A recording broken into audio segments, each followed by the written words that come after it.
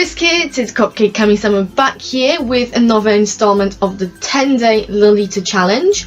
Today we're dealing with prompt number 6. Lolita outfits that you've worn that you really liked. This is going to be the meatiest one of them all. I mean, it's fashion. What is fashion if you don't wear it? We all have an outfit that we liked, that we think came out just the way we imagined, or sometimes even better. And there's absolutely no shame in admitting that. I know that we're sort of, especially as women, we're told that you need to be modest, but screw that. If you know you look good and you know you like that outfit, then there's no shame to say so. So here are 6 that I particularly liked in no particular order. I'd like to start off with an outfit that I wore in March 2017 for a cardigan meet, which, to clarify, it was a meet where we each brought a cardigan or a bolero and we customized it to make it more suitable for Lolita fashion. And even though I wouldn't say I have like a go-to look, because I try to cycle through my clothes as much as possible, I think this is the one that has a lot of elements that I'd say are very typical of what I do. It's tricolour, which is my favourite colour scheme. It's what I call a mature sweet, or like a sweet classic look, by which I mean it's a sweet print but styled in a slightly less typically sweet way, maybe incorporating a couple of classic elements here and there. It includes some retro twists, which I really enjoyed doing, namely through hair and makeup. It involved a cardigan, which I am a big fan of. I mean, a bolero would have worked just as well. However, I do like a cardigan, and a heatwave that hit the UK over the summer really hit home that cardigans is where my style is at. And lastly, it includes pops of red, namely through lipstick, head bow, shoes and necklace, a couple of other ones. Those shoes and that necklace in particular get quite a lot of wear in my wardrobes because they just go with so much.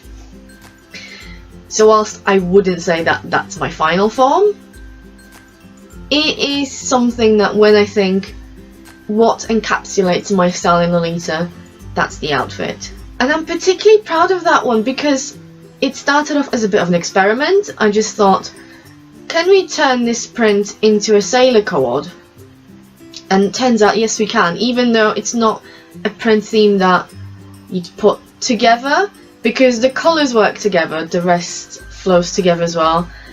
And the cherry on top is that Hey Newly herself has shared my Instagram post of that outfit onto her Facebook page, and you know that when the designer who created your dress likes your outfit, that this is the pinnacle, this is the ultimate squee moment, and you feel like you really nailed it. I will use that dress in God knows how many other co-ords in the future. Whether any will top that one, debatable. Next outfit that I've picked is the 2017 summer ILD outfit. I've mentioned it in a couple of videos here already. However, I am still really proud of it and really happy with how it came out.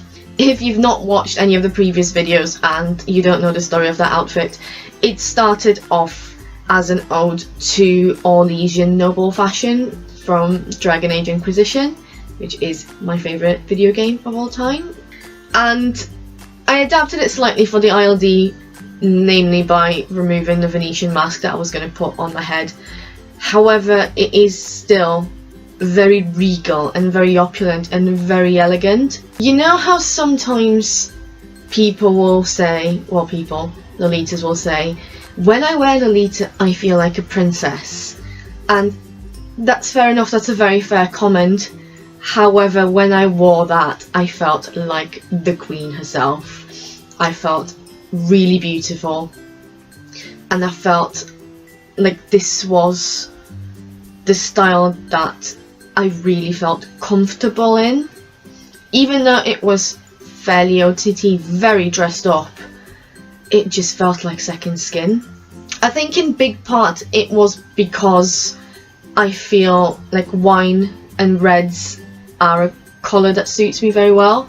So wearing this really regal outfit in the most regal of colours naturally culminated in a card that I will probably still be proud of for years to come.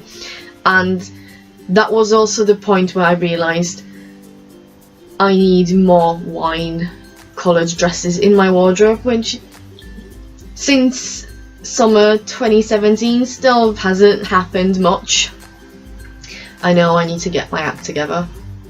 And just like with the previous dress, because this particular outfit was such a product of love and inspiration, I'm sure that I'll create other beautiful outfits with that particular dress, but I sincerely doubt that any one of them will come as close to this one.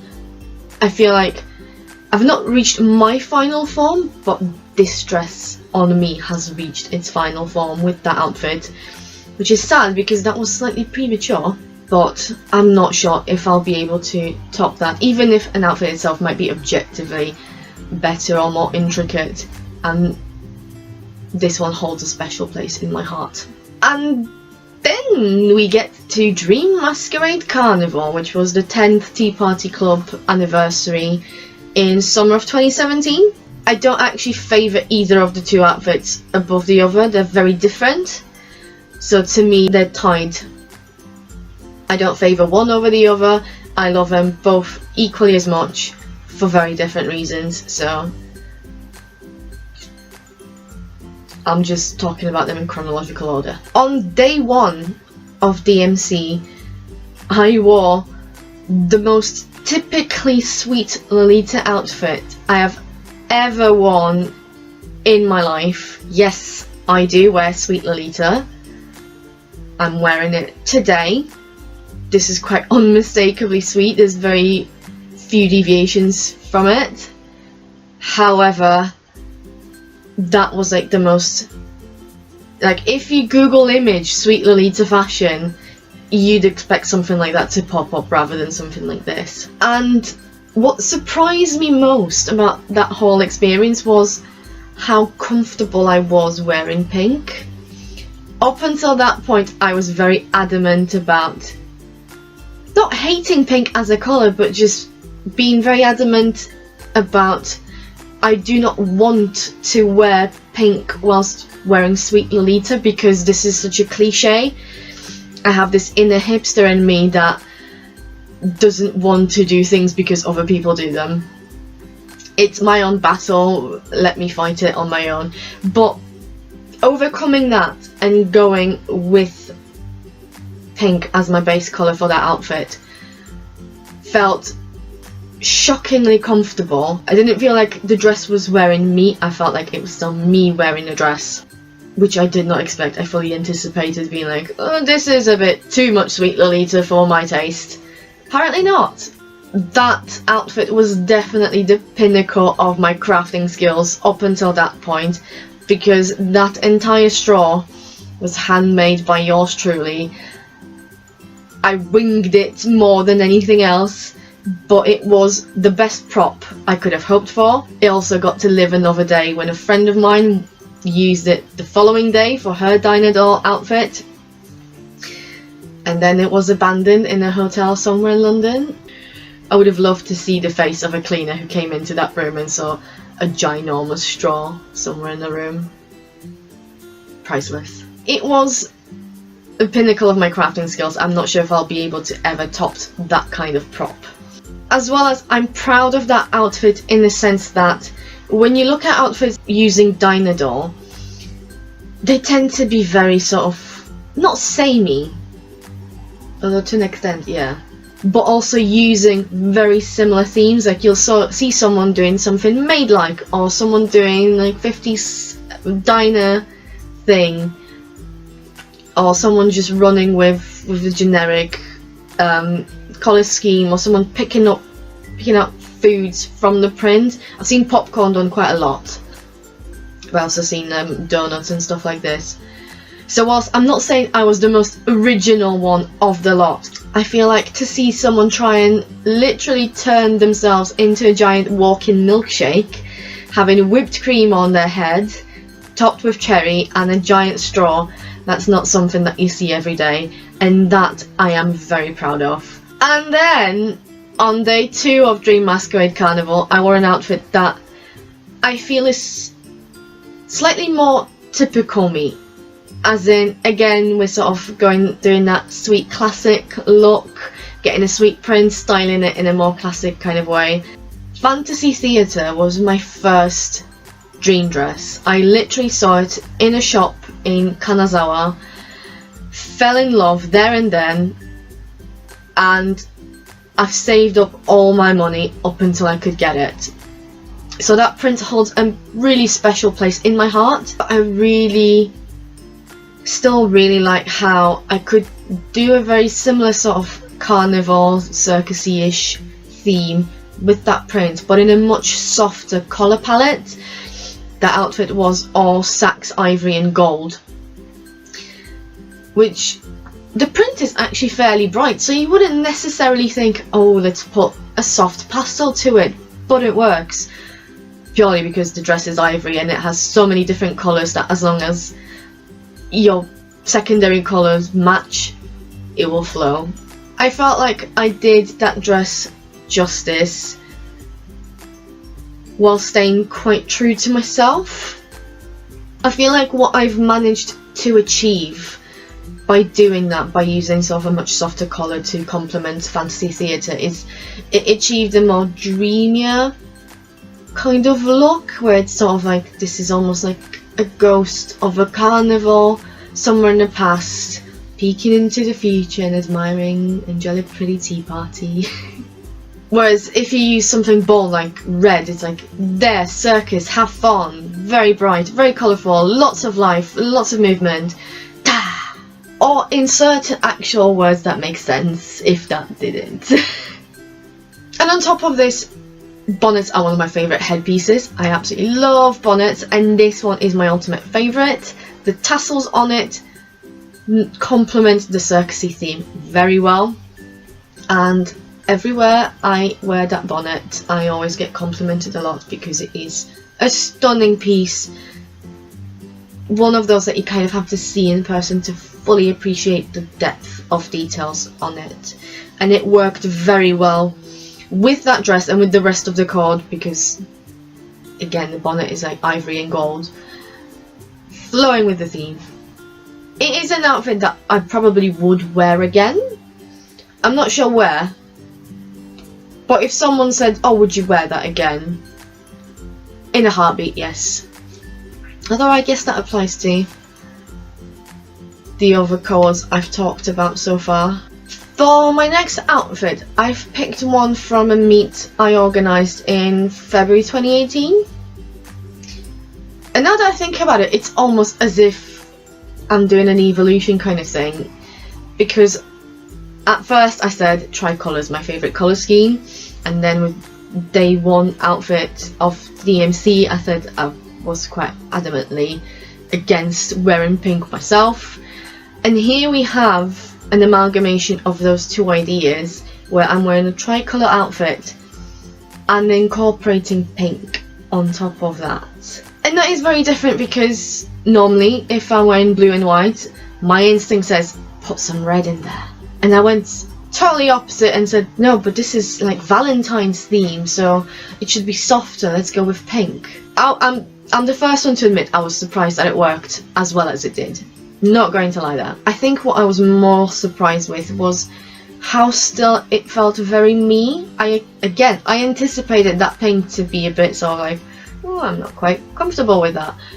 But it flew together with my style so well, it blended in without an issue. It's probably in big part thanks to the dress, because that dress features a fair bit of pink, so it didn't look out of place, but also it's like,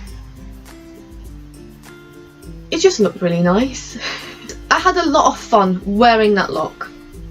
Even though if I could have been bothered, I probably would have done something different with my hair that time, but I would, that's a hair change, not an outfit change, not a cord change as much.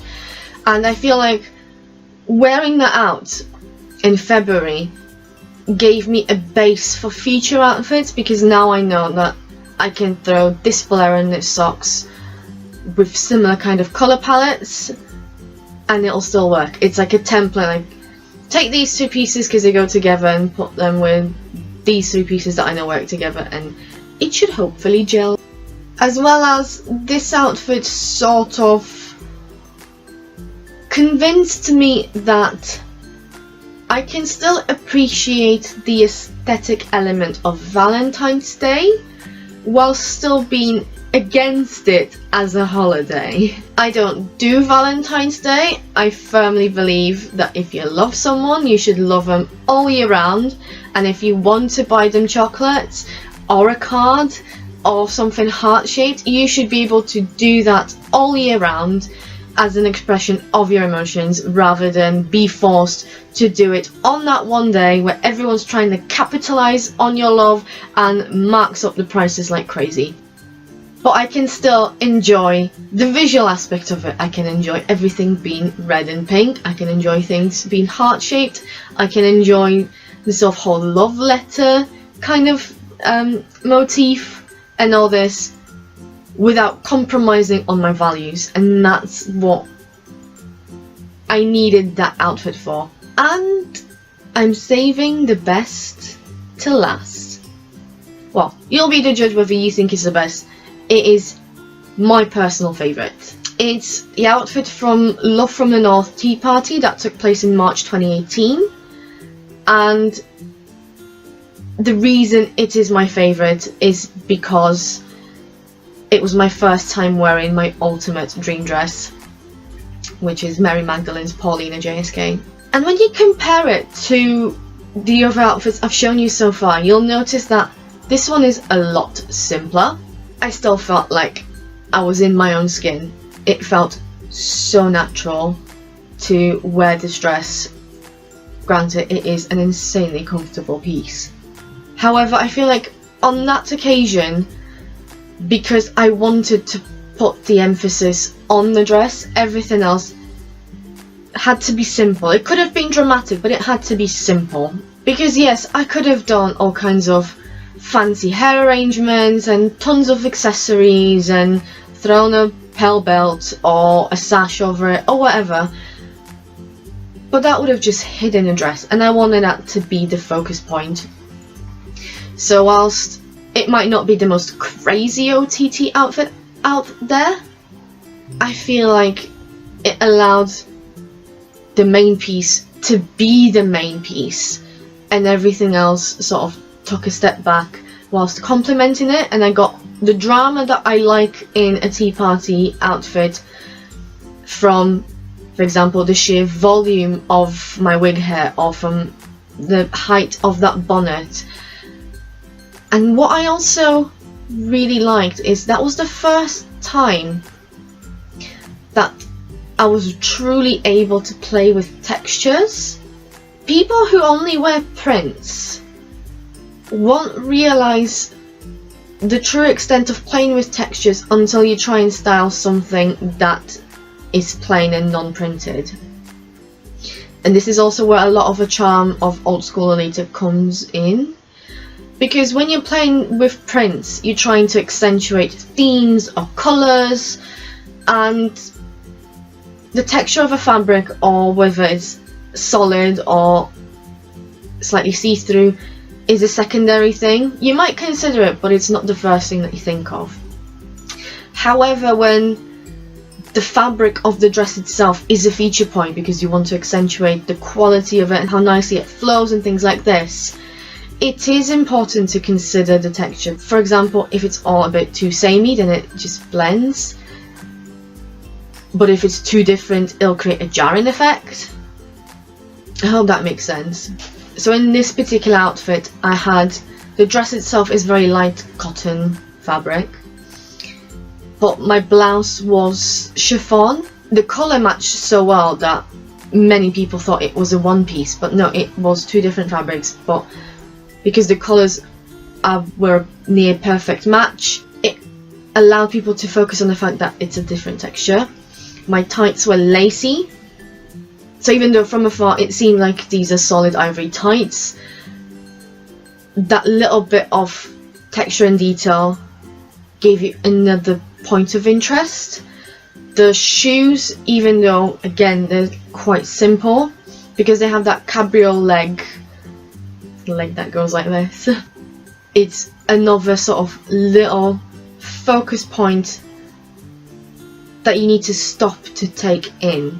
It's not an outfit that you look at immediately and go, this is all magnificent. You need to take your time to sort of stop and appreciate the details of it, which is what I was going for, and which is why I really like that outfit. I was also playing with the idea of doing a Marie Antoinette inspired coordinate without replicating the look. So there's elements here and there, like the colour of the hair, which that wig never photographs as it actually looks like, or the makeup, or the heel on that shoe, while still retaining the Lolita fashion element of it and not getting stuck on trying to be historically accurate. And yeah, it's my ultimate dream dress, so my aim is to make every outfit that I make with it something that I will love forever, so that I could say I never co-ordered my dream dress in an ugly way. I guess looking back at the outfits that I've mentioned, the common denominator is that pretty much all of them are still really new, and that except for one, they're not from casual meets, they're from events and tea parties and bigger gatherings where you're encouraged to go slightly more over the top. And I guess it is because I do enjoy over the top styling. It's nice to dress in something like this where there's fewer layers and you can just feel comfortable while still looking cute. Yes, I know I've thrown an apple pie onto my head, which is not something that people do just casually. However, if this is casual for me, then you can imagine what I mean when I say I enjoy going that extra mile and going OTT on events. Which isn't to say that I hate all the previous outfits, it's just these are the ones that I think I will remember for years to come, and even after a couple of years I will still be really proud of them and will still look at them and admire. Sometimes when you look back at your older outfits, because obviously we all learn, we improve, we get better at this, so when you look at older outfits sometimes you stop and go, I would have done that differently now. Usually it takes a bit of time for that to happen, but you know that when certain amount of time has elapsed and you look at an outfit and you go, I still would have kept things exactly as they are, then that's how you know you've achieved it. There's no other way to put it. So on that note, thank you so much for watching. I hope you enjoyed this little glimpse into some of my favourite past outfits. I do encourage all of you to join in on the 10-day Lolita challenge. You'll find a playlist with all the other videos I've done for that challenge so far, as well as a link to the original blog post about it in the description down below. If you've enjoyed this video, please give it a like, leave a comment, subscribe to the channel, and if you really like the content that I've been putting out recently, do consider buying me a cup of coffee. A link for my coffee page is also in the description down below, and as always, don't forget to check out my blog, which is Cupcakes and Unicorns, where you'll find more Lolita content. Thank you so much, and I'll see you in the next one. Take care. Bye!